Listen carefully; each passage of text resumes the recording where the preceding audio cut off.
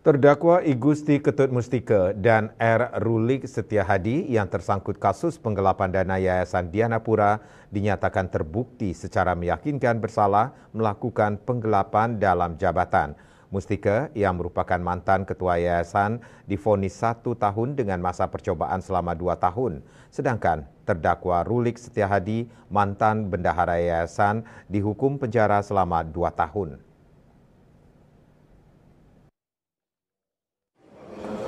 Dalam sidang lanjutan di Pengadilan Negeri Denpasar, Majelis Hakim yang diketuai Nyoman Wiguna membacakan amar putusannya terhadap terdakwa I Gusti Ketut Mustika dan R. Rulik Setiahadi.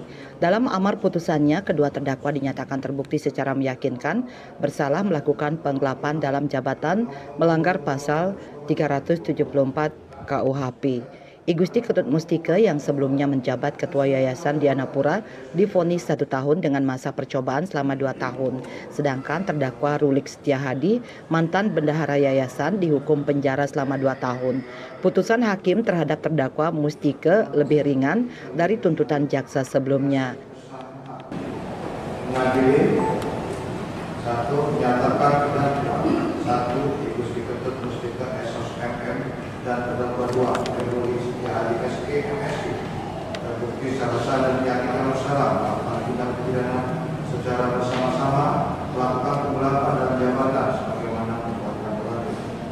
2. Menjatuhkan pidana terhadap para terdakwa oleh karena itu dengan penjara masing-masing kepada terdakwa 1 I Gusti Ketut Mustika SOS MM selama 1 tahun dan kepada terdakwa 2 R. Rulik Setiahadi SK MSI selama 2 tahun.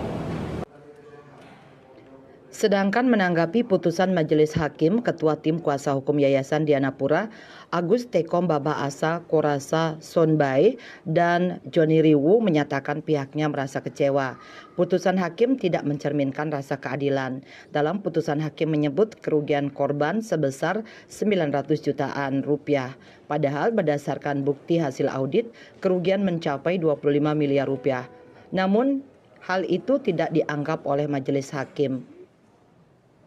Terus terang, putusan ini sangat jauh dari harapan kami. Jadi di sini kami melihat Mustika sebagai ketua Yayasan Dianapura periode 2016-2020 adalah yang paling bertanggung jawab dalam regulasi keluar masuknya uang Yayasan Dianapura yang menjadi tanggung jawab penuh dari ketua.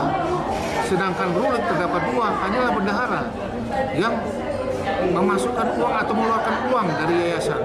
Jadi di sini kami melihat tanggung jawab yang besar ada di pundak dari Gusti Mustika. Dalam waktu dekat, paling tidak hari Senin kami akan bersurat kepada Kejaksaan Tinggi, Bapak Kepala Kejaksaan Tinggi Bali, untuk memerintahkan JKPU segera mengajukan banding. Sementara itu terhadap hasil putusan hakim, kedua terdakwa menyatakan pikir-pikir, sedangkan jaksa penuntut umum mengungkapkan hal yang sama. Raiswantara, Bali TV.